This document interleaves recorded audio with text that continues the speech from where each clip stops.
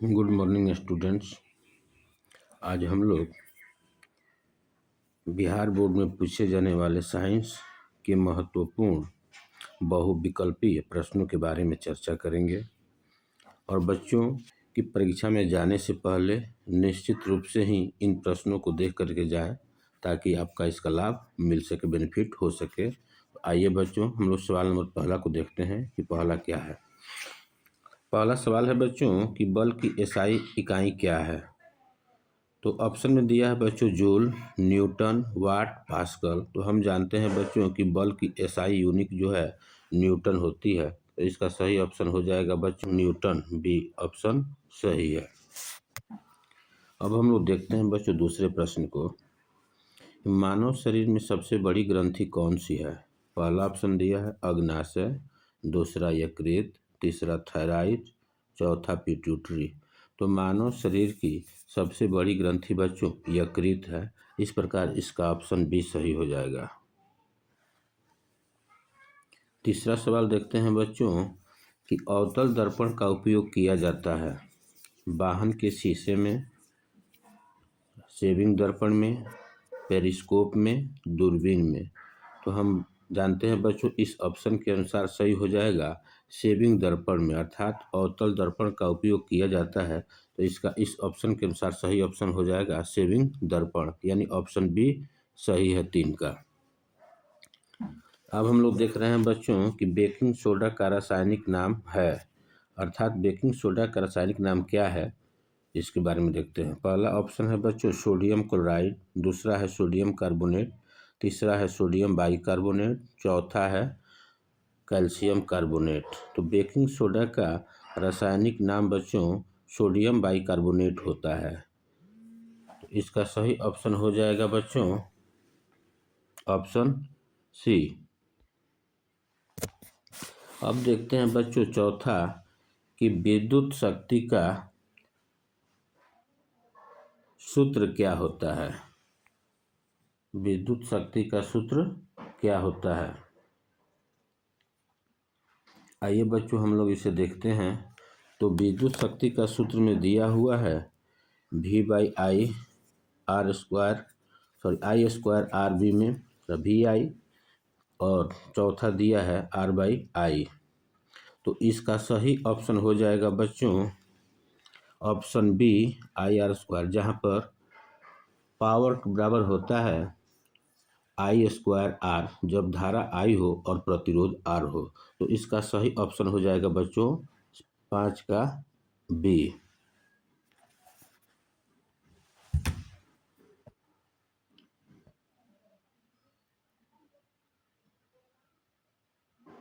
अब हम लोग देख रहे हैं बच्चों प्रश्न नंबर 6, जो कह रहा है कि पौधों में श्वसन होता है केवल दिन में, केवल रात में, दिन और रात दोनों में, कभी भी, कभी नहीं। तो बच्चों हम जानते हैं कि जिस तरह से हम लोगों में श्वसन की क्रिया निरंतर चलती रहती है, वैसे ही पौधों में भी श्वसन क्रिया लगातार होती है, चाहे वह दिन हो या रात हो, यानी हर समय होती है। तो इस ऑप्शन के अनुसार बच्चों इसका सही ऑप्शन हो जाएगा सी, दिन और रात दोनों। अब हम लोग देखते हैं बच्चों प्रश्न नंबर 7, गति का प्रथम नियम किसने दिया। तो सबसे पहला ऑप्शन बच्चों आइंस्टीन, न्यूटन, गैलीलियो, वायल। इसका सटीक ऑप्शन हो जाएगा बच्चों गति का प्रथम नियम किसने दिया। इसका सही ऑप्शन हो जाएगा बच्चों न्यूटन, जो दिया था। अब देखते हैं बच्चों सवाल नंबर 8, लोहा जंग क्यों खाता है, अर्थात लोहे में जंग क्यों पकड़ता है, किसकी वजह से।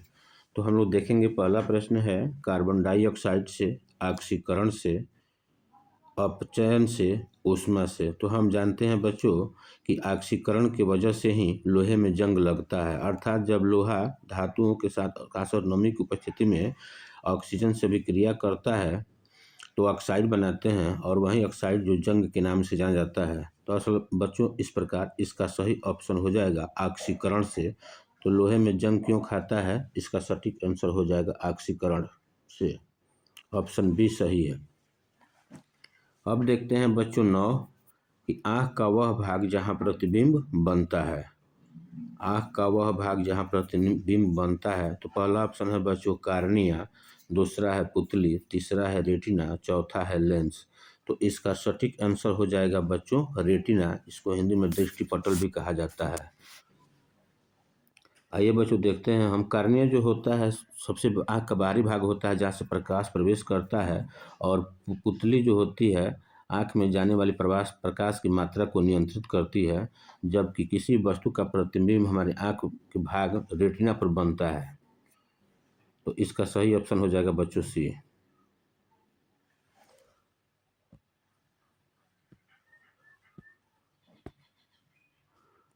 अब हम लोग देखते हैं बच्चों कि क्षार की पहचान किससे होती है।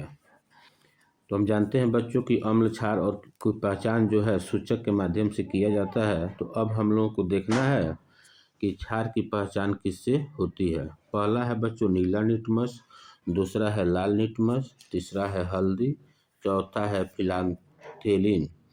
तो इस ऑप्शन के अनुसार बच्चों हमारा सही आंसर है क्षार की पहचान हम लोग लाल लिटमस की सहायता से करते हैं, अतः इसका सही ऑप्शन हो जाएगा ऑप्शन बी। अब हम लोग देख रहे हैं बच्चों सवाल नंबर 11 कि विद्युत फ्यूज किस सिद्धांत पर कार्य करता है। पहला ऑप्शन चुंबकत्व के, दूसरा ऑप्शन ताप का प्रभाव, तीसरा है रासायनिक प्रभाव और चौथा है प्रकाश का प्रभाव। तो बच्चों हम जानते हैं कि विद्युत फ्यूज जिस सिद्धांत पर कार्य करता है उसे कहते हैं ताप का प्रभाव। तो इसका सटीक आंसर हो जाएगा बच्चों 11 का ऑप्शन बी, ताप का प्रभाव या ताप प्रभाव। अब हम लोग देखते हैं बच्चों प्रश्न नंबर 12, जिसमें कह रहा है कि पवन ऊर्जा किससे प्राप्त होती है। तो पहला ऑप्शन है बच्चों सूर्य, दूसरा है जल, तीसरा है वायु और चौथा है कोयला। तो हम जानते हैं बच्चों कि पवन ऊर्जा जो है वायु से प्राप्त होती है, अतः 12 का सी ऑप्शन सही हो जाएगा।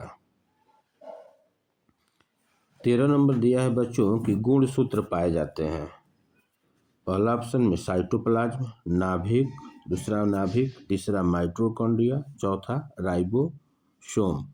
तो हम जानते हैं बच्चों इस सवाल के अनुसार और ऑप्शन में जो दिया गया है इसका सटीक आंसर हो जाएगा माइटोकॉन्ड्रिया।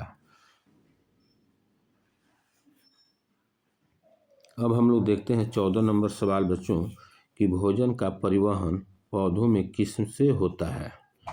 तो हम जानते हैं सवाल बच्चों कह रहा है कि भोजन का परिवहन पौधों में किससे होता है, यानी कौन से ऐसी संरचना है जिसकी सहायता से पौधों में भोजन का परिवहन होता है।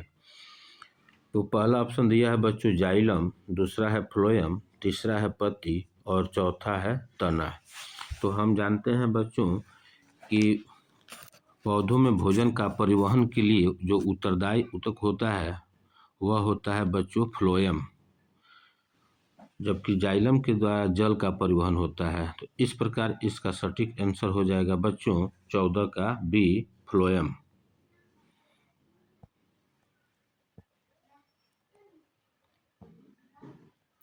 अब हम लोग सवाल नंबर देखते हैं बच्चों 15।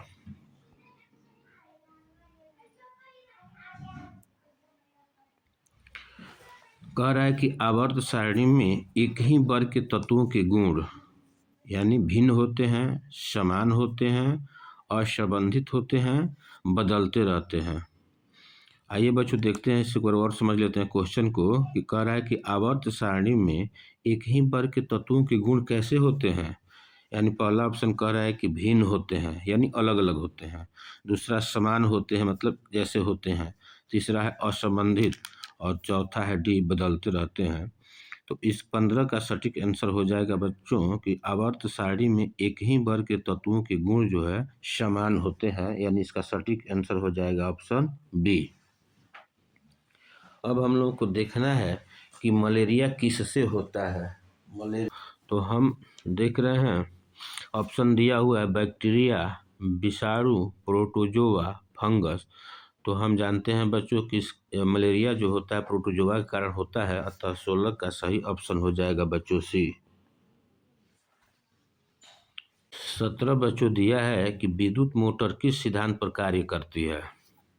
विद्युत धारा का ताप प्रभाव, विद्युत धारा का चुंबकीय प्रभाव, प्रेरण, परावर्तन।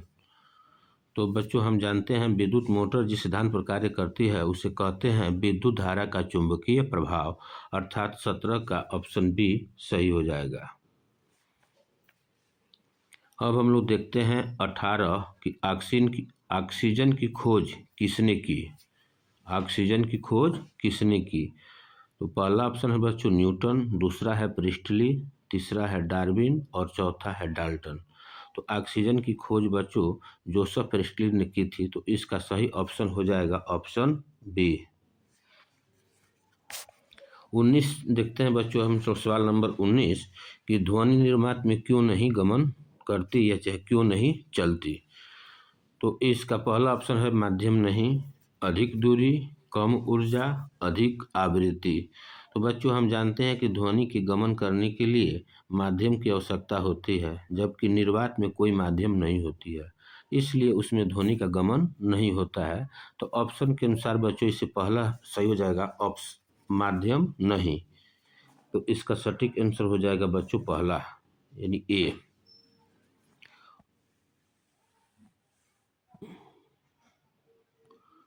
अब हम लोग देखेंगे बच्चों सवाल नंबर 20 सिरके में कौन सा अम्ल होता है। पहला ऑप्शन दिया है साइट्रिक अम्ल, दूसरा है लैक्टिक अम्ल, तीसरा है एसिटिक अम्ल और चौथा है टार्टरिक अम्ल। तो बच्चों हम जानते हैं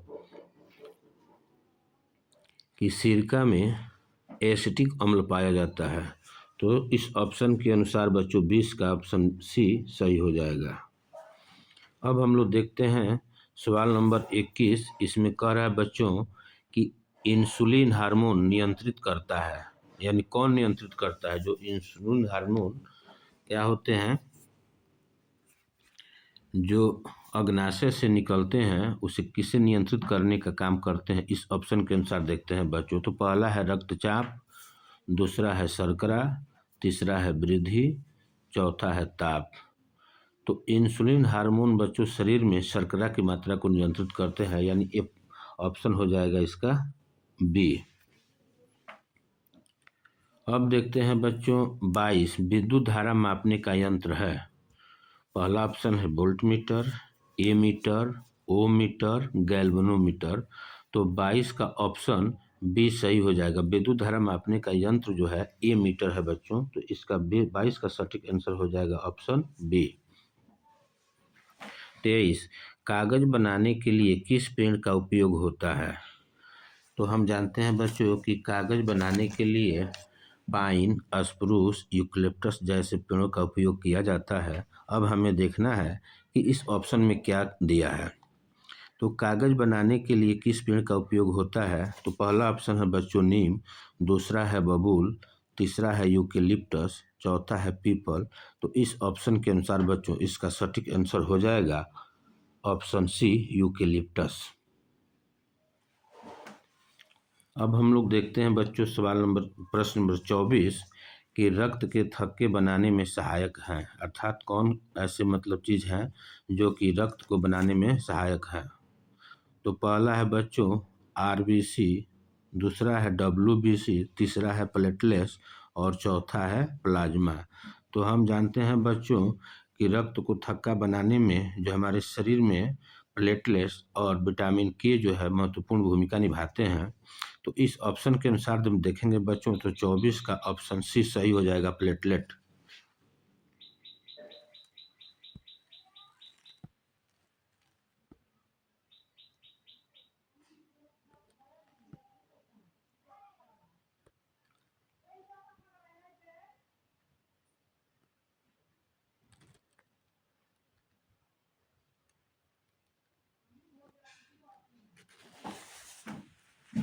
अब हम लोग देखेंगे बच्चों जो प्रश्न 25 कह रहा है कि समान आवेश क्या करते हैं, यानी जब किसी वस्तु पर समान आवेश उत्पन्न होते हैं तो क्या होता है।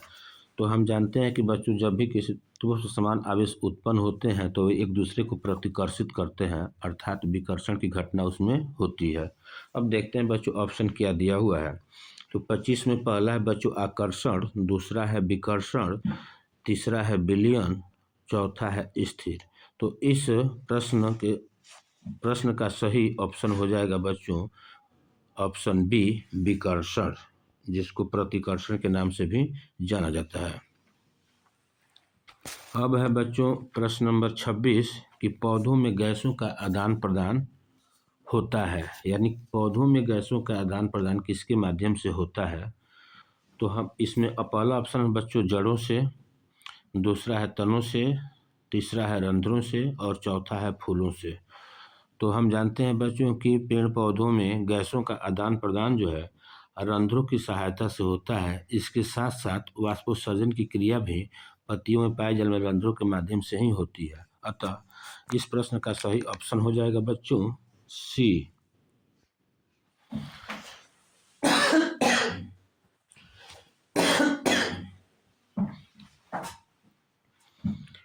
अब हम लोग देखते हैं बच्चों प्रश्न नंबर 27, ग्लोबल वार्मिंग का मुख्य कारण क्या है। हम जानते हैं बच्चों ग्लोबल वार्मिंग का मुख्य कारण कार्बन डाइऑक्साइड और मीथेन है। तो हम देखते हैं पहले ऑप्शन में क्या दिया हुआ है। तो ऑप्शन में पहला है ऑक्सीजन, दूसरा है नाइट्रोजन, तीसरा है कार्बन डाइऑक्साइड, चौथा है हीलियम। तो 27 के ऑप्शन के अनुसार बच्चों हमारा सही ऑप्शन हो जाएगा कार्बन डाइऑक्साइड, यानी ऑप्शन सी सही है इसका। चौथा है बच्चों 28 नंबर है बच्चों कि मूत्र का निर्माण होता है यकृत में, फेफड़े में, गुर्दा में, हृदय में। तो हम बच्चों देख रहे हैं कि 28 प्रश्न का सही आंसर हो जाएगा गुर्दा, जिसको किडनी के नाम से भी जाना जाता है। अतः 28 का सटीक आंसर हो जाएगा बच्चों ऑप्शन सी गुर्दा। अब हमें देखना है बच्चों सवाल नंबर 29 जो कह रहा है कि धातुओं को पीट कर पतली चादर बनाने का गुण मतलब क्या कहलाता है। तन्यता कहलाता है, नम्यता कहलाता है, आघात वर्धनीयता कहलाता है या कठोरता कहलाता है। तो हम बच्चे जानते हैं कि तन्यता का गुण होता है कि मैंने किसी पदार्थ को तान करके तार की समान संरचना कर देना। नम्यता का मतलब होता है कि वह वस्तु मुलायम हो और आघात वर्धनीयता का मतलब होता है कि जिसको चोट मारने पर वह बिखरे नहीं बल्कि पतली चादर का रूप धारण कर ले। तो धातुओं को पीट कर पतली चादर बनाने का गुण जो है बच्चों आघात वर्धनीयता कहलाता है। अब हम लोग देखेंगे बच्चों 30 कि अपचयन में क्या होता है। तो बच्चों हम जानते हैं कि अपचयन की क्रिया में हाइड्रोजन गैस जुड़ते हैं और ऑक्सीजन गैस मुक्त होते हैं, अर्थात हाइड्रोजन गैस मतलब वहाँ जुड़ते हैं और ऑक्सीजन गैस हटते हैं। तो हमें देखना है। तो पहला ऑप्शन है बच्चों ऑक्सीजन का जुड़ना, दूसरा है हाइड्रोजन का हटना, तीसरा है ऑक्सीजन का हटना, चौथा है इलेक्ट्रॉन का हटना। तो इस ऑप्शन के अनुसार बच्चों इसका सही ऑप्शन हो जाएगा 30 का ऑक्सीजन का हटना, क्योंकि अपचयन की क्रिया में हाइड्रोजन जुड़ते हैं और ऑक्सीजन मुक्त होते हैं, यानी हटते हैं। तो इसका सही ऑप्शन हो जाएगा बच्चों 30 का ऑप्शन सी। आज बच्चों हम लोगों ने 30 बहुविकल्पीय प्रश्न चर्चा किए और ये प्रश्न एग्जाम के दृष्टिकोण से बहुत ही महत्वपूर्ण है बच्चों। तो निश्चित रूप से आप इसे देख करके समझ करके एग्जाम देने जाएंगे, निश्चित रूप से आपको सफलता मिलेगी। धन्यवाद बच्चों।